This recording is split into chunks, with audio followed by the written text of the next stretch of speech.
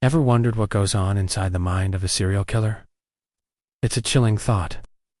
But understanding their behavior is crucial for law enforcement to catch them, and for us to grasp the darker side of human psychology.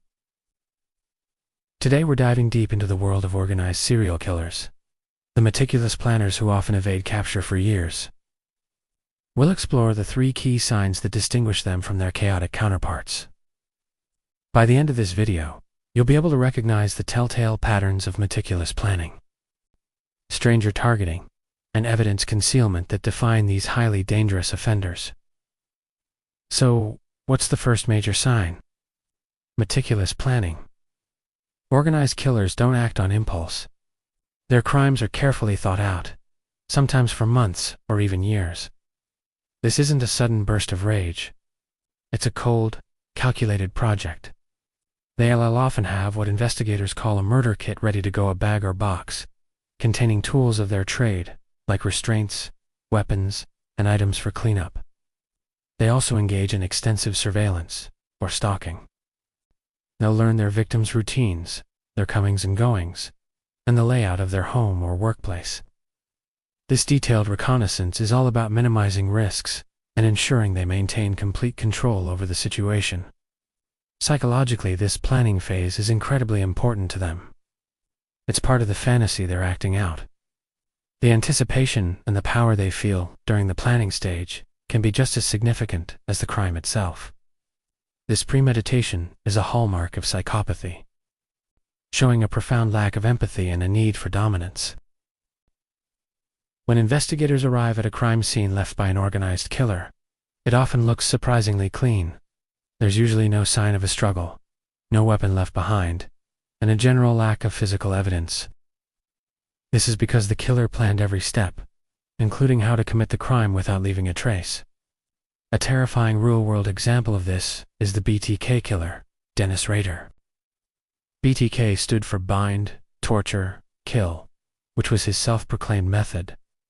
For decades, Rader terrorized Wichita, Kansas. He meticulously stalked his victims, learning their daily schedules inside and out. He would cut phone lines before entering a home and bring his own elaborate kit of ropes, tape, and masks. His crimes were the horrifying culmination of long-held fantasies he had been developing since childhood. The precision and control he exhibited allowed him to blend back into his life as a family man and church leader, completely hiding in plain sight for over 30 years. This brings us to our second sign: targeting strangers. Unlike disorganized killers who might attack someone they know during a sudden rage, organized offenders almost always select victims they have no personal connection to. Why? It's a strategic choice. Targeting a stranger makes the crime incredibly difficult to solve. When the victim and killer don't know each other, there are no obvious links for police to follow. No shared friends, no workplace disputes, no jilted romance. It creates an immediate investigative dead end. This selection process isn't random, though. The killer has a specific type they're looking for, which is based on their private fantasies. This could be a certain hair color, age, or profession. They hunt for their preferred victim profile in areas where they feel comfortable, but can remain anonymous, like a different part of town or a nearby city. They might cruise specific neighborhoods or frequent places where they know they can find people who fit their criteria. This creates a pattern, but it's a pattern of victimology, not a direct link to the killer's identity, which makes the investigation incredibly challenging. Police might know what kind of person the killer is targeting, but they have no idea who the killer is or where they might strike next. For contrast, think about a disorganized offender. Their crimes are often messy and spontaneous. The victim might be a family member or acquaintance, and the location is often chaotic, with the weapon left at the scene. The crime is a burst of uncontrolled violence. An organized killer is the complete opposite. Their crime scene is controlled, and the victim is a carefully chosen prop in their psychological drama. The classic example here is Ted Bundy. Bundy was intelligent, charming, and highly organized. He specifically targeted young women who often shared similar features, like long, dark hair parted in the middle. He traveled across multiple states, making it even harder for law enforcement agencies to connect the dots. Bundy would often use a ruse to lure his victims, like faking an injury and wearing an arm sling, preying on their compassion to get them to help him. He chose strangers who fit his fantasy type, and his ability to appear normal and non-threatening made him an incredibly effective predator. His selection of strangers and his constant movement across state lines baffled police for years.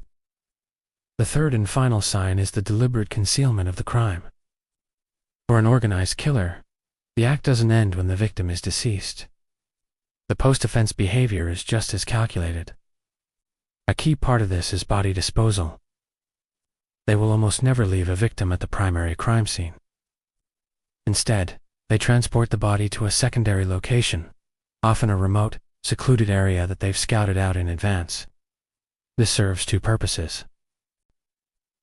First, it buys them time, delaying the discovery of the crime and the start of the investigation. Second, it removes the most significant piece of evidence, the body, from the initial point of contact, making it much harder to link the killer to the abduction site. The methods they use for concealment can be quite elaborate. They might bury the body, submerge it in water, or leave it in a dense forest, far from prying eyes. They do this to destroy evidence.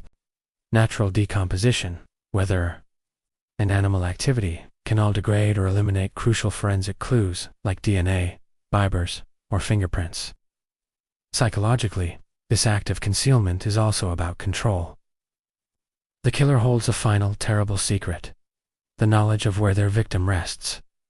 For some, they may even return to the dump site, a behavior known as visiting, to relive the crime and re-experience the feeling of power and dominance. Think back to Dennis Rader, the BTK Killer. He would take personal items from his victims, a driver's license, a piece of jewelry as souvenirs to fuel his fantasies later. Many organized killers do this. Ted Bundy was also known for his post-offense rituals. He would often dump his victims' bodies in remote, wooded areas in the mountains. In some horrific cases, he would revisit the sites and interact with the remains, a clear indication of the deep psychological sickness and fantasy driving his actions. Another example is the Green River Killer, Gary Ridgway. He disposed of his victims in and around the Green River in Washington state, making them difficult to find and creating a dumping ground that he could control. This careful disposal was a key reason he was able to kill for so long without being caught. So let's put it all together. The three definitive signs of an organized serial killer are meticulous planning, the targeting of strangers, and the deliberate concealment of the crime. These behaviors all point to a calculating, psychopathic individual who's living out a violent fantasy. They stalk their victims, bring a murder kit, and leave a clean crime scene. They choose strangers to make themselves invisible to investigators, and they transport and hide their victims' bodies to destroy evidence and prolong their sense of power. From BTK's decades of hidden terror to Ted Bundy's cross-country reign of horror, these patterns are chillingly consistent. Understanding these signs is not just for true crime enthusiasts. It's a vital tool for law enforcement in profiling and eventually capturing these elusive predators. Thank you so much for joining me on this deep dive into the 3 signs of an organized serial killer. If you found this video insightful, then you know the drill. Please like and subscribe. This is the beginning of a 10-video series where we journey into the psychopathy of serial murderers, utilizing forensic psychology and criminal profiling. So don't forget to tap the notification bell so you never miss any new uploads. If you're anything like me, and forensic psychology is your true passion in life, please take the time to check out the link in my bio.